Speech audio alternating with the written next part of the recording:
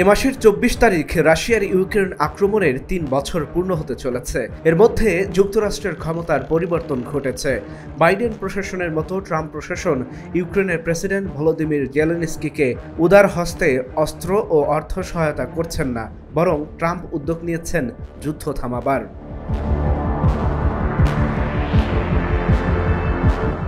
ইউক্রেনে যুদ্ধ থামানোর প্রস্তাব নিয়ে মঙ্গলবার সৌদি আরবে ওয়াশিংটন মস্কো উচ্চ পর্যায়ের প্রতিনিধি স্তরের বৈঠক শুরু হয়েছে। রাশিয়ার পক্ষ থেকে এই বৈঠকে নেতৃত্ব দিচ্ছেন পররাষ্ট্রমন্ত্রী সের্গেই ল্যাভরভ।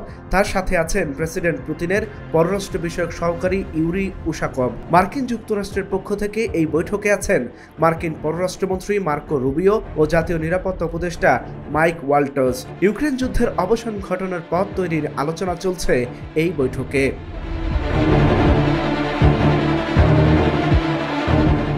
কিয়েভ জানিয়েছে তারা রিয়াদে এই আলোচনায় আমন্ত্রণ পায়নি। জেলেনস্কি মঙ্গলবার তুরস্ক সফরে যাবেন। সেখানে তিনি প্রেসিডেন্ট রিসেপ তাইপ এরদোয়ানের সঙ্গে যুদ্ধ পরিস্থিতি নিয়ে আলোচনা করবেন।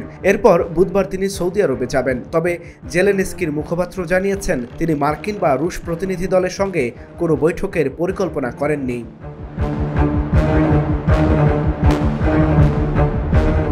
ইউরোপীয় নেতাদের এই আলোচনায় যোগ দিতে বলা হয়নি, ফলে ইউক্রেন যুদ্ধ নিয়ে আলোচনার জন্য জরুরি বৈঠকে বসতে যাচ্ছেন ইউরোপীয় নেতারা। ফ্রান্সের রাজধানী প্যারিসে এই সম্মেলনের আয়োজক ফরাসি প্রেসিডেন্ট ইমানুয়েল ম্যাক্রো।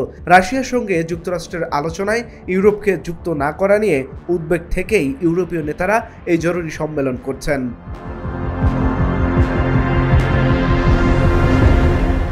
রোববার ট্রাম্প জানিয়েছেন ইউক্রেন যুদ্ধে ইতি টানতে পুতিনের সঙ্গে ফোনে কথা বলেছেন তিনি।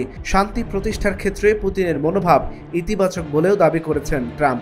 রুশ প্রেসিডেন্টের সঙ্গে তার মুখোমুখি বৈঠক হবে বলেও জানিয়েছেন ট্রাম্প। পুতিনের সঙ্গে ব্যক্তিগত সমীকরণে ভর করে ট্রাম্প যুদ্ধের ইতি টানতে পারেন কিনা তা নিয়ে এখন বিশ্বব্যাপী কৌতূহলের সৃষ্টি হয়েছে।